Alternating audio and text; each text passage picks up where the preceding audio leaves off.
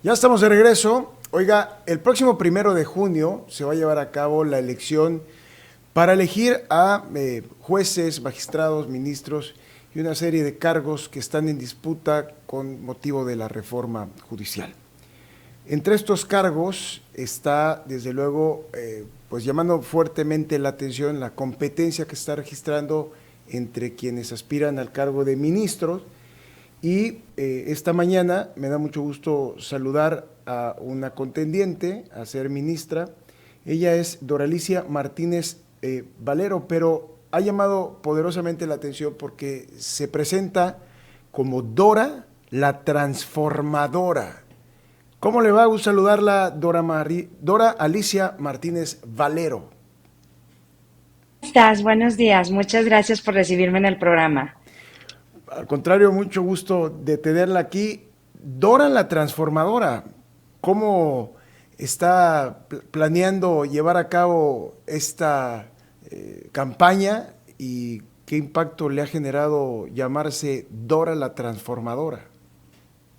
Pues mira, yo tengo que decir que me llamo Dora, evidentemente, y pues durante mucho tiempo he sido, digamos, muy adjetivizado mi nombre, trabajadora, emprendedora, innovadora, y también con todas las cosas negativas, ¿eh? Desde niña, ya sabes, planchadora, licuadora, batidora.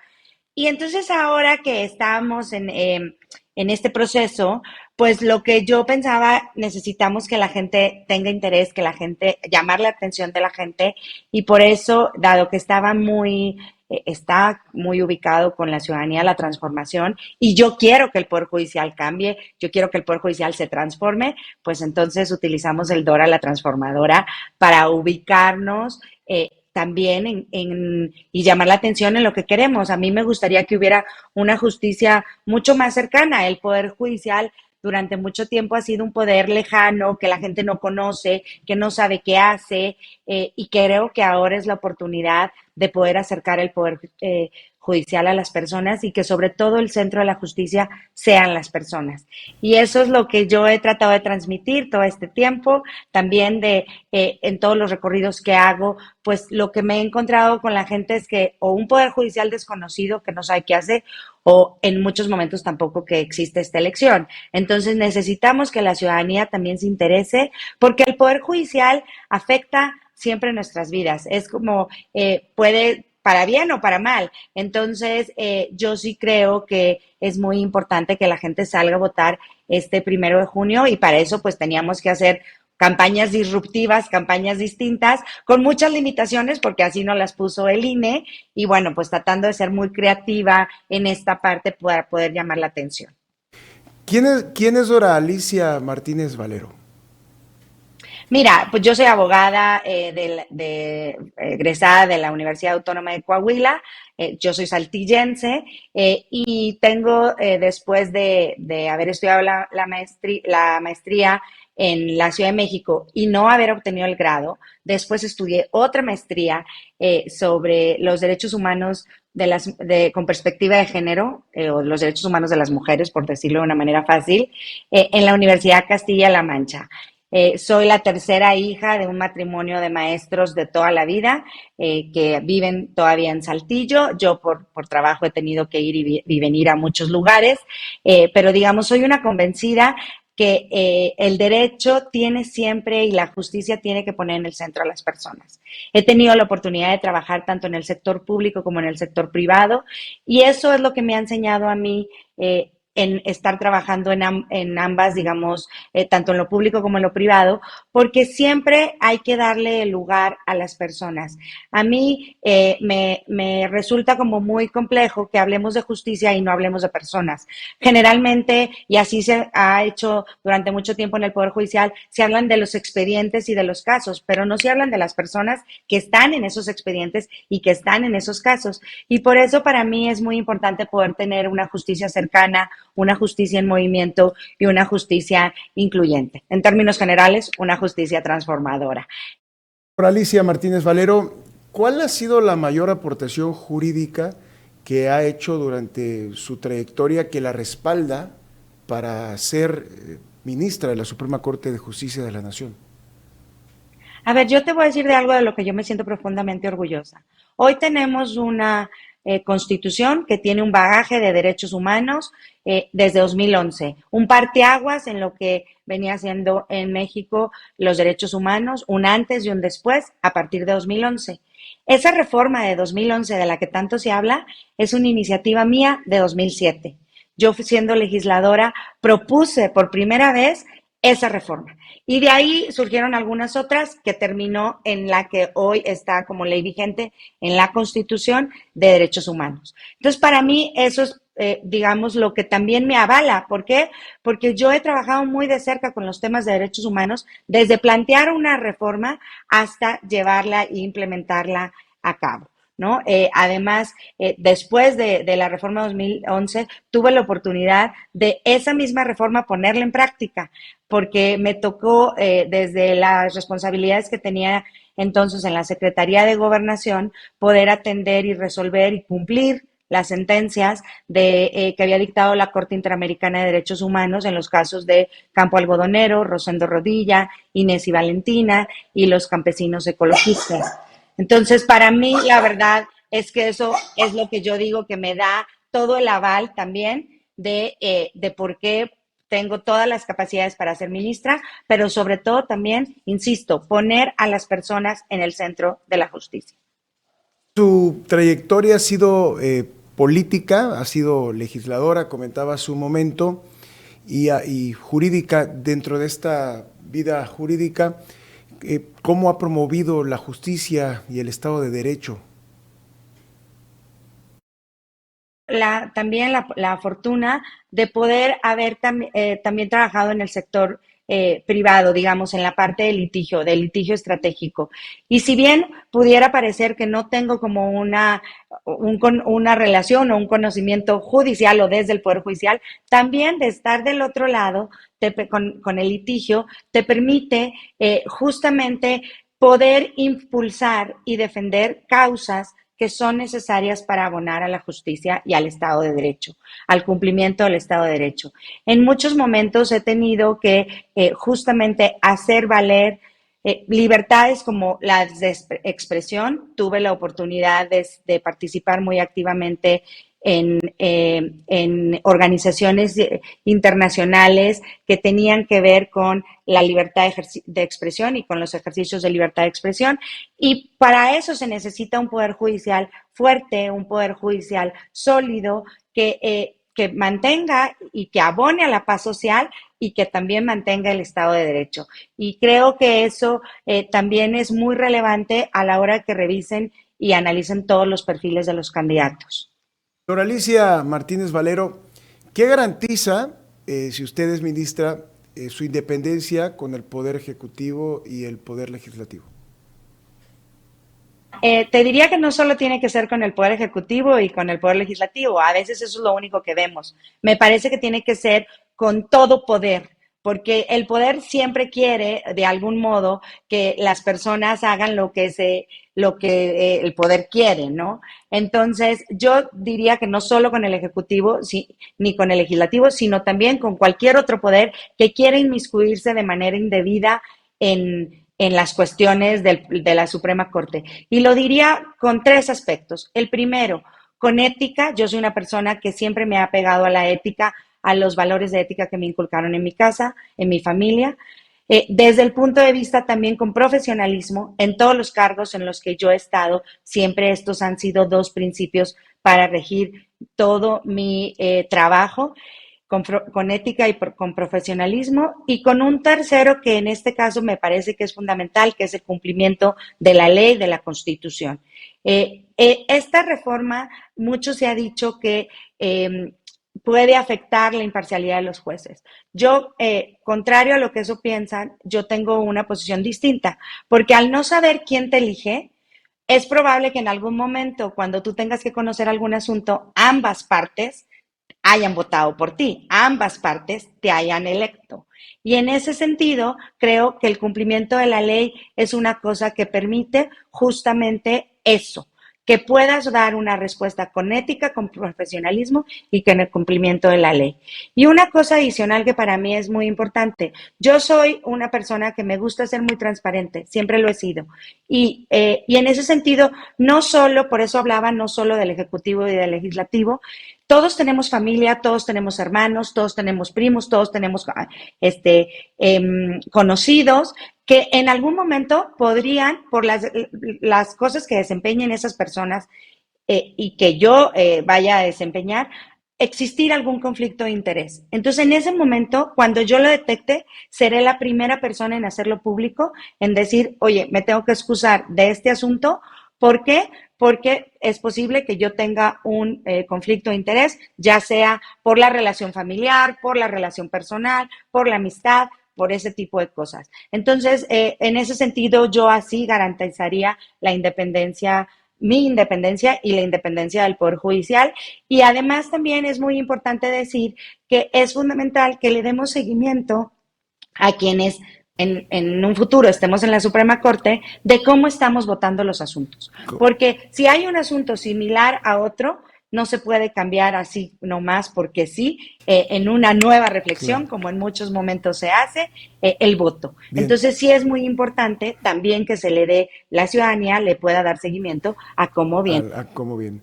Dora Alicia Martínez Valero, ella busca ser ministra de la Suprema Corte de Justicia de la Nación. Es Dora la Transformadora, como se da a conocer. Estamos platicando con ella, regresar de la pausa.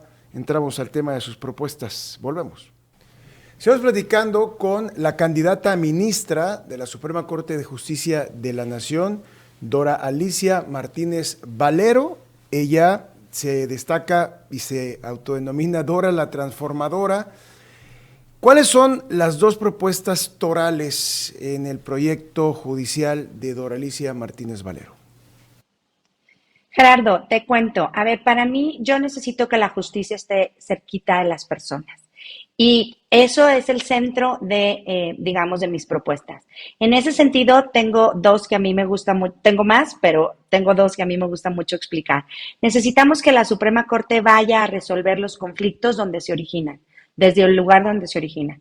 Yo soy de Coahuila y es muy complejo que cuando hay asuntos muy relevantes de adultos mayores, de violaciones de derechos humanos, de desaparecidos, de desplazados, la gente tenga, además de tener el conflicto legal, tener que trasladarse a la Ciudad de México para que la Suprema Corte pueda atenderlos. Me parece que la Suprema Corte tendría que salir a los lugares donde se origina el conflicto, Coahuila, Tabasco, no sé, Quintana Roo, Baja California Sur, donde surge el conflicto y desde ahí, en una audiencia pública, escuchar a todas las partes y después resolver.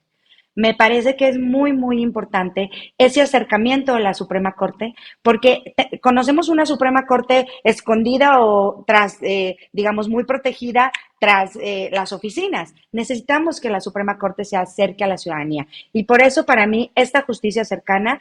Y no digo que todos los casos, o sea, estoy diciendo que hay que hacer un listado por entidad federativa, cuáles son los casos relevantes, cuáles tienen un impacto social, cuáles generan un precedente para toda, digamos, para todo el Poder Judicial y sobre esos casos ir a hacer una audiencia y resolver. Me parece que el escuchar a las personas también hace justicia.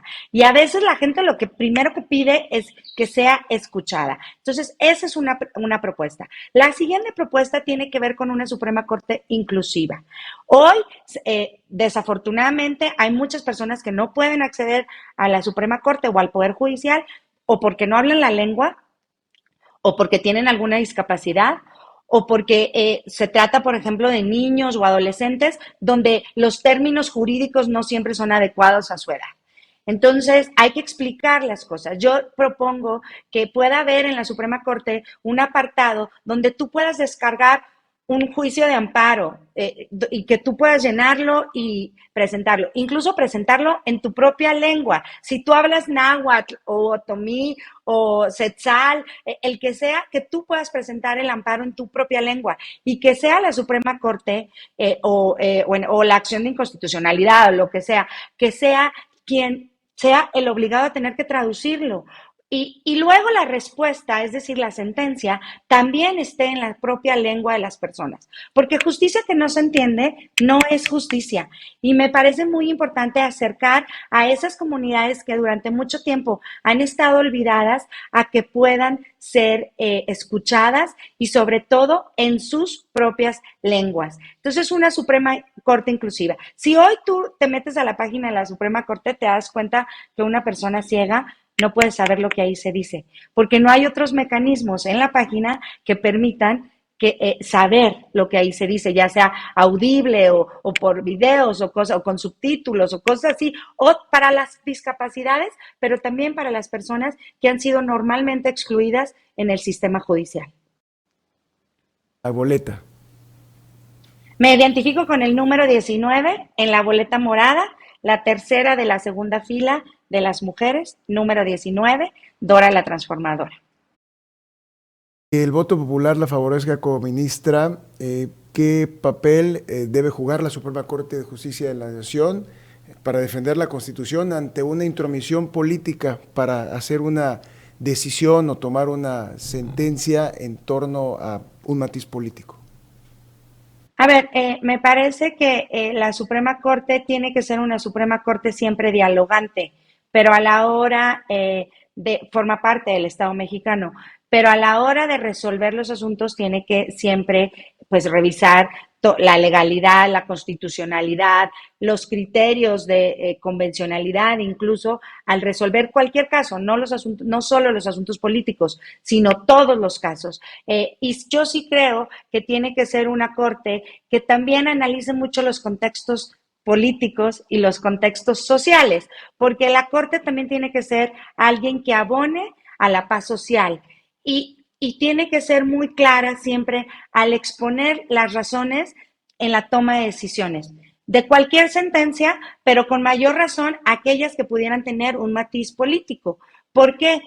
Porque cuando la Corte explica bien, cuando la Corte dice por qué tomó la decisión que tomó y por qué la llevó a eso, creo que también la gente al entenderlo puede facilitar y se puede volver también un pacificador, por llamarlo de algún modo. A veces dejamos de lado y no vemos los contextos y creo que es muy importante también revisar los contextos al momento de hacer y de evaluar cuestiones y de impartir justicia, digamos. No es lo mismo el contexto que se vive en Tabasco que el contexto que se pueda vivir en la Ciudad de México o en Jalisco o en Coahuila.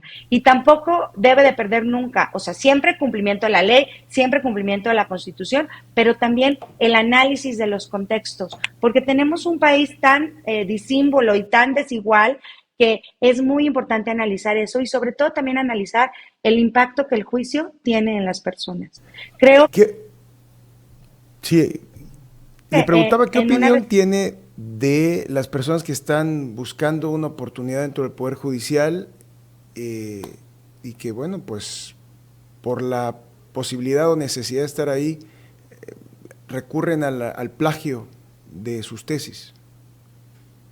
Mire, yo la verdad es que creo que la ética debe ser siempre un valor fundamental para todas las personas, pero más, con mayor razón, a cualquier servidor público y con mayor razón a quienes se obligan a impartir justicia y a juzgar a semejantes. Me parece que lo más importante al juzgar a un semejante, uno tiene también que autojuzgarse y saber qué cosas ha hecho bien y en qué momento se ha equivocado y asumir las responsabilidades cuando uno se ha equivocado.